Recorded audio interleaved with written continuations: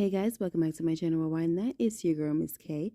If this is your first time coming across my channel, welcome. Please be sure to subscribe if you like the vibe and hit that notification bell so you know when I upload more videos like this one.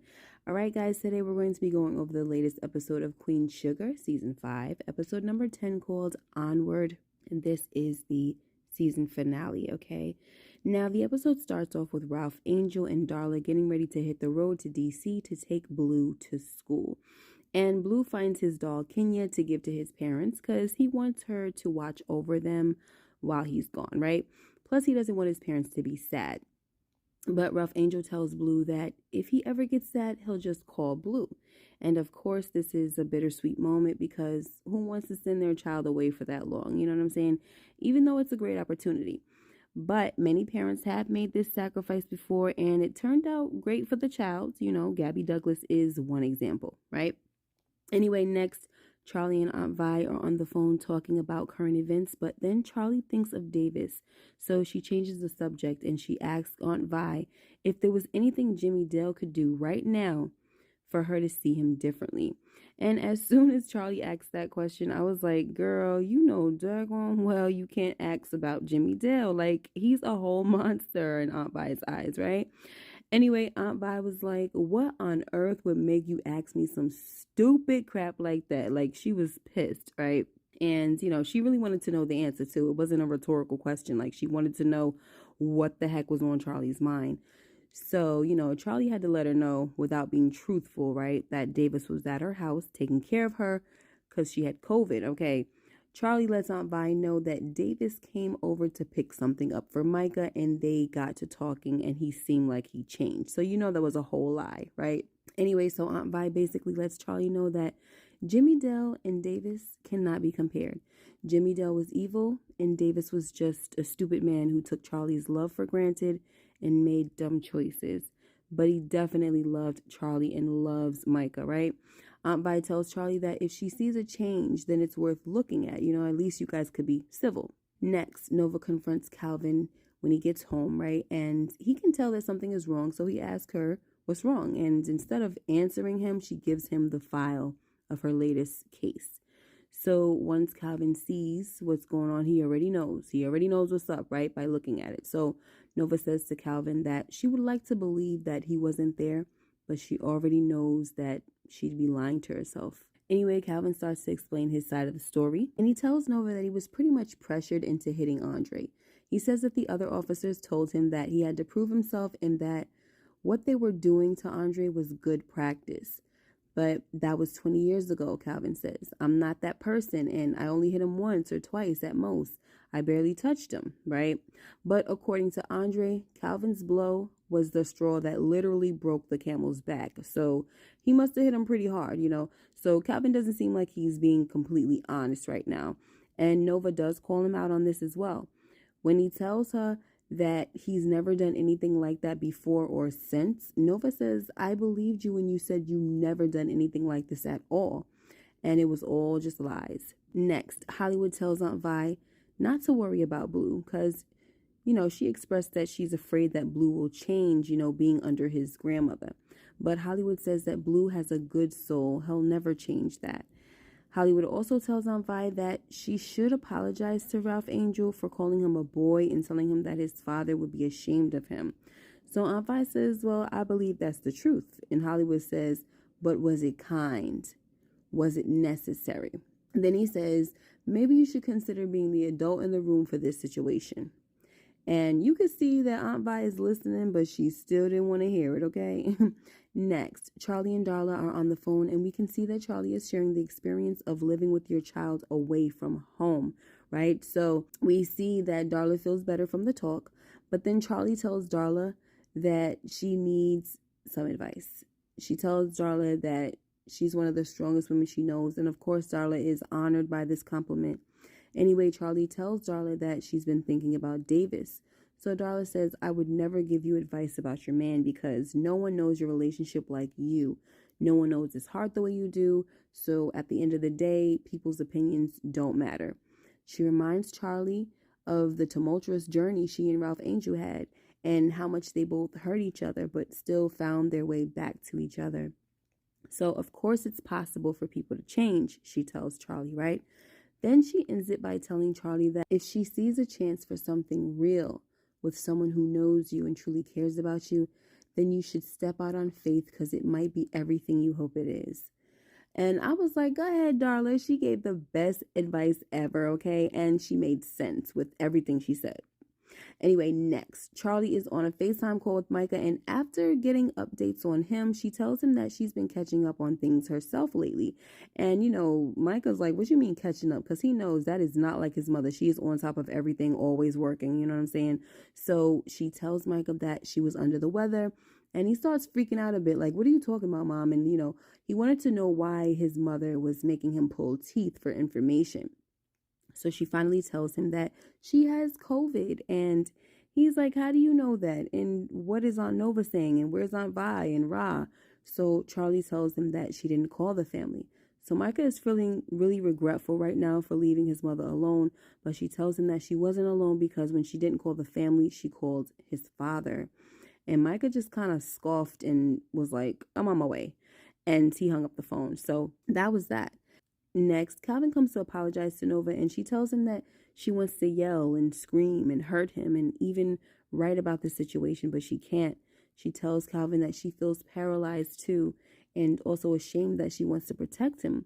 But Calvin tells her that he's not that person and that she knows who he is. And this was a very emotional scene. It definitely brought tears to my eyes. So I'm thinking at this point that Nova should just drop Andre's case and give it to someone else because it's now a conflict of interest, and she's got to figure this thing out with her man. Next, Aunt Vi tells Hollywood that she will call Ra, right? After Hollywood shares the good news about the real spot opening and coming together as planned. So, Hollywood is just talking about life and making the best of things and all that stuff. And I guess Aunt Vi is just like, you know what? I'm not going to let stuff dwell and fester. I'm going to call my nephew, right? Next, Charley meets up with Davis, and he was a little nervous about why she called the meeting with him because he thought it was some unwanted news about Micah, such as Kiki being pregnant. But Charley says that it's nothing like that and lets Davis know that Micah and Kiki broke up. So when Charley asks if Davis's worst fear for Micah is getting someone pregnant at his age, Davis tells her that it's his second worst fear. And Charley reminds Davis that they were about the same age when they had Micah. So Davis says, yes, but Kiki ain't you and Micah ain't you either. And there was nothing awful about our situation because you made it to be the opposite of awful, right? And it turned into the most beautiful time of my life. So Charley tells Davis that she's never heard him talk about the situation like that before. Then he starts saying all these wonderful things about Charley and tells her that she should have heard him say these things every day when they were married, right? And he wished he would have told her these things before now. Next, we see a phone call from Blue, and he tells Ra and Darla that he had an amazing first day at school and he's so happy, and he thanks his parents for letting him go to that school. He also tells them that he misses them, but in a good way. Then we get back to Charley and Davis, and they're talking about their past life together and how Charley tried to build a strong fortress around them for protection that clearly didn't work, right? But Davis tells her that she was successful in building the fortress, but unfortunately, she didn't calculate that the monster was already inside the fortress with her, and that was pretty freaking deep, okay? Then she says, you had children with other people. And guys, I honestly forgot about that. All right. Then she goes on to tell Davis that her biggest failure in life was when she paid off Melina Galaudy. I think that was her name, right? So at this point, Charley is getting everything out and letting Davis know how she felt and what she was going through during their marriage and how she longed for him while he was on the road. She even compared it to the love she wanted from her father when she was younger and how she would always imagine her father with Nova and Ra and how they got to see their father every day, and she imagined them being all happy without her. And in the same sense, she imagined Davis being happy with other women and having children without her. So it was pretty sad, and then Davis says, I wasn't happier when I wasn't with you. So Charley breaks down and she says, then why did you do that, Davis? Why did you do that to us? And here I go again, y'all, with the tears, because I felt the emotions in this scene, okay? Then the tears really came down when Davis started telling Charley that he destroyed his family because he hated himself. But he tells Charley that he's been dealing with himself for the last 4 years and he is not that monster in the fortress anymore. Then Charley says, "So who are you? Because that's why I asked you here today. I need to know if that kind-hearted, selfless man who took care of me all those days and went above and beyond for me is real." And Davis says, "It's me. I'm real and I'm here for you, Charley. And I can finally love you the way you always deserved if you let me." Then he holds out his hand to her, which she hesitates to take at first, right? But eventually she does. Next, we see Aunt Vi in Hollywood trying to take in some time to enjoy life, okay? Just enjoying the pleasures of life by taking a little bike ride in this very romantic setting, all right, with a beautiful night sky and city lights in the background and a waterfront. Next, Micah is home now and he's talking to his dad and thanks him for being there for his mother. Then Charley comes in and he tells her that he wished she would have called him though, you know. Then he tells his parents that he finally got a taste of how it felt for someone he loved to make a decision he doesn't agree with, but just having to love them anyway. And he realized that this is what his mom always did for him and still does, and he thanked her for it. Then he proceeded to show his parents more pictures of his experience. Next, Nova and Calvin get a knock on the door, and it's NOLA PD Internal Affairs, who Calvin called. So he leaves the house to go to the station with them. But before he leaves, Nova says to him, "What did you do?" And he says, "The right thing, finally." So, of course, Nova is in tears because, maybe she's seeing, look, he's doing the right thing and it touches her heart. But at the same time, it hurts her because who knows what's going to happen to him. He might get arrested or something. Who knows? But hey, he got to do the right thing. He got to make it right. And especially if he wants things to work with this woman. Next, Ralph Angel and Darla sit outside on the porch and they talk about how much they miss Blue. Ralph Angel tells Darla that there's nobody there to wake him up in the morning. And by the way this conversation was going, guys, I already expected Darla to tell Ralph Angel that she was pregnant, all right? But regardless, it was a sweet scene and Ra's reaction was everything to me. And as much as he loves Blue, he also deserves his own biological child, Anyway, guys, that's how the episode ended. And Aunt Vi still did not call Ralph Angel, okay? So I don't know what was going on with that, but it's all good.